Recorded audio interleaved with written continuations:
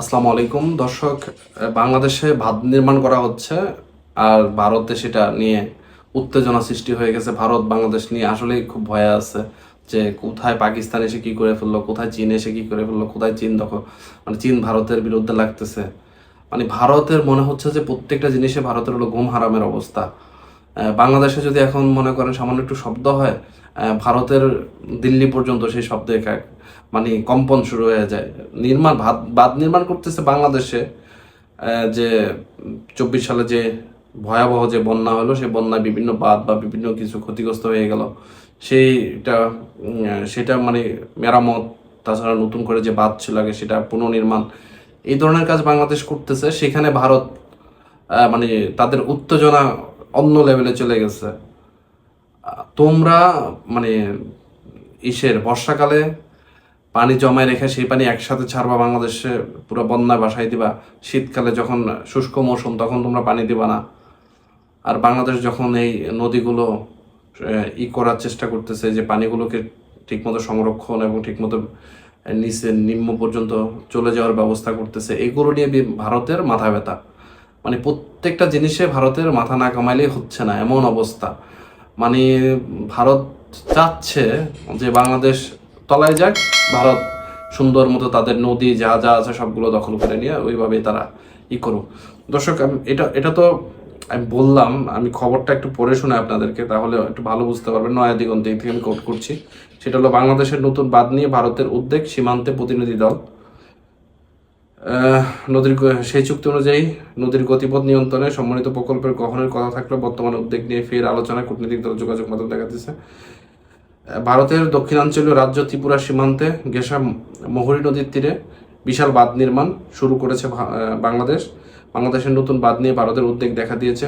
রাজ্য সরকার আশঙ্কা করছে নতুন এই বাঁধের ফলে ত্রিপুরা, বিশেষ করে দক্ষিণ উত্তর জেলা সীমান্তবর্তী এলাকাগুলো প্রবল বন্যা দেখা দিতে পারে। সেই জন্য পরিস্থিতি সরজমিনে পর্যালোচনার জন্য রোববার 20 এপ্রিল রাজ্য সরকারের একটি উচ্চ পর্যায়ের প্রতিনিধি দল দক্ষিণ ত্রিপুরা সফর করেছেন। দক্ষিণ ত্রিপুরা জেলা ভারত বাংলাদেশ সীমান্তে বরাবর প্রবাহিত বন্যা প্রবণ মহুরী নদীর বিপরীত তীরে বাংলাদেশের নতুন বাঁধ নিয়ে ভারতের উদ্বেগ দেখা দিয়েছে। বিশেষ করে বেলুনিয়া জেলা সদর ও আশপাশ সীমান্তবর্তী গ্রামের বাসিন্দাদের মধ্যে উদ্বেগ তৈরি হয়েছে। কয়েকদিন আগে তারা স্থানীয় প্রশাসনকে এ বিষয়ে সতর্ক করেন। 2024 সালে আগস্টে ঘটে যাওয়া ভয়াবহ বন্যা ও ভূমিধসে ভারত বাংলাদেশ সীমান্তে বহু নদী বাঁধ ক্ষতিগ্রস্ত হয়েছিল, যার প্রভাব এখনো মানুষের স্মৃতিতে বিদ্যমান। সেই অভিজ্ঞতার পরিপ্রেক্ষিতে বাংলাদেশ নতুন বাঁধ নিয়ে ভারতের উদ্বেগ তাই বৃদ্ধি পেয়েছে। ত্রিপুরা রাজ্য গণপূর্ত বিভাগের সচিব কিরণ গিত্তে দক্ষিণ ত্রিপুরার সাংবাদিকদের জানান, আমরা দক্ষিণ ত্রিপুরা সহ বিভিন্ন জেলায় 43টি স্থান চিহ্নিত করেছি, যেখানে মেরামতের কাজ ইতিমধ্যে শুরু হয়েছে বা শীঘ্রই শুরু হবে। জুন মাসের মধ্যে সকল কাজ সম্পূর্ণ হবে। তিনি আরও বলেন, বাঁধ মেরামতের কাজ 24 ঘন্টা চলবে। এ কাজের পরিমাণ বেশি হওয়া দক্ষিণ ত্রিপুরায় অতিরিক্ত 5 জন প্রকৌশলী মোতায়েন করা হবে। এ সফরে সচিব কিরণ গিত্তের সাথে ছিলেন সীমান্তরক্ষী বিএসএফ এর ত্রিপুরা ফ্রন্টের মহাপরিচালক। শনিবার 19 এপ্রিল সিপিআর-এম দক্ষিণ ত্রিপুরা জেলা ম্যাজিস্ট্রেট বিএসএফ কর্মকর্তাদের অনুরোধ জানান যাতে বাংলাদেশে বাঁধ নির্মাণের ফলে সৃষ্ট সম্ভাব্য বন্যার হুমকি সম্পর্কে কেন্দ্রকে অভিহিত করা হয় এবং বাংলাদেশের নতুন বাঁধ নিয়ে ভারতের উদ্বেগ নিয়ে আলোচনা করা হয়। এছাড়াও উত্তর ত্রিপুরা উনাকোটি জেলায় কংগ্রেস নেতারাও একই বিষয়ে উদ্বেগ প্রকাশ করেছেন। এমন বিভিন্ন উদ্যোগের কথা বলা আছে, আমি পুরোটা পড়ে শোনালাম না আপনাদেরকে। বিভিন্ন উদ্যোগ দেখেন, মানে বাংলাদেশের প্রতি যদি কোনো দেশ সবচাইতে বেশি অন্যায়, সবচাইতে বেশি জুলুম করে থাকে, সেটা হলো ভারত করেছে।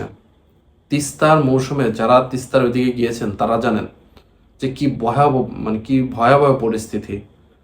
শুকনা মৌসুমে পুরা কোনো পানি নাই, কোনো কিছু নাই, পুরা মানে মাঠকে মাঠ একেবারে বালুত, মানে মরুভূমির মতো অবস্থা হয়ে যাওয়ার অবস্থা। কিন্তু বাঁধের উপর কিন্তু ভরপুর পানি।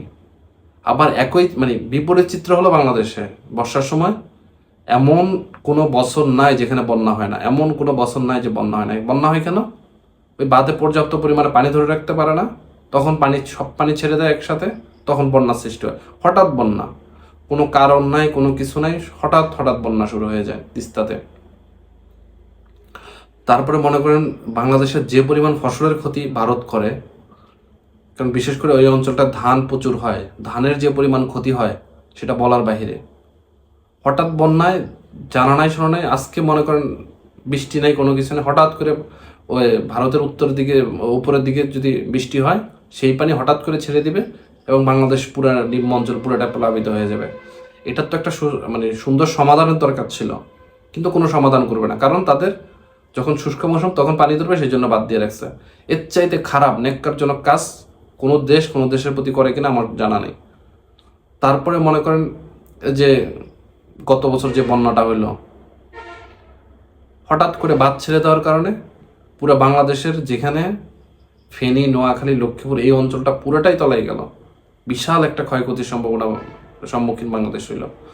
এখন আমরা যদি বাঁধ নির্মাণ করি আমাদের অঞ্চলে, আমাদের দেশকে, আমাদের কৃষকের ফসলকে রক্ষা করার জন্য, তাহলে ভারতের এত মাথা ব্যথা কেন? ভারতের এত সমস্যাটা কোথায়? সমস্যা ওই এক জায়গায়, যে মানে চোরের মন সবসময় পুলিশ পুলিশ, একটা কথা আছে না, যে চোরের মন সবসময় পুলিশ পুলিশ। তা আমাদের দেশে যদি বাঁধ নির্মাণ করা হয় তাহলে তাদের সন্দেহ যে তাদের ত্রিপুরা অঞ্চল প্লাবিত হয়ে যাবে। কে রে ভাই, আমাদের প্রত্যেক বছর প্লাবিত করতেছো আমাদের অঞ্চল, আমাদের বন্যায় ভাসায় দিতেছ আমাদের ফসল, কৃষকের শেষ সম্বল। কৃষক তারা আহামরি কোটিপতি না, কৃষকের যে সামান্য একটু সম্পদ থাকে সেটুকু তোমরা ভাসায় দিচ্ছ, তখন তোমাদের কিছুই হয় না। আর এখন আসলে তোমাদের উত্তেজনা চলে। বাংলাদেশ যখন একটু মোচড় দিছে, তখনই তাদের উত্তেজনা তৈরি হয়ে গেছে। তো বাংলাদেশের মানুষের দেওয়ালে পিঠ ঠেকে গেছে। এখন বাংলাদেশের মানুষ প্রথম এবং প্রধান কাজ হলো এর এর প্রতিবাদ করা, শক্ত হাতে প্রতিবাদ করা। দর্শক, আপনার মন্তব্য আপনার কমেন্টের বক্সে জানাবেন। সবাই সে পর্যন্ত ভালো থাকুন, সুস্থ থাকুন। ধন্যবাদ সবাইকে। আসসালামু আলাইকুম।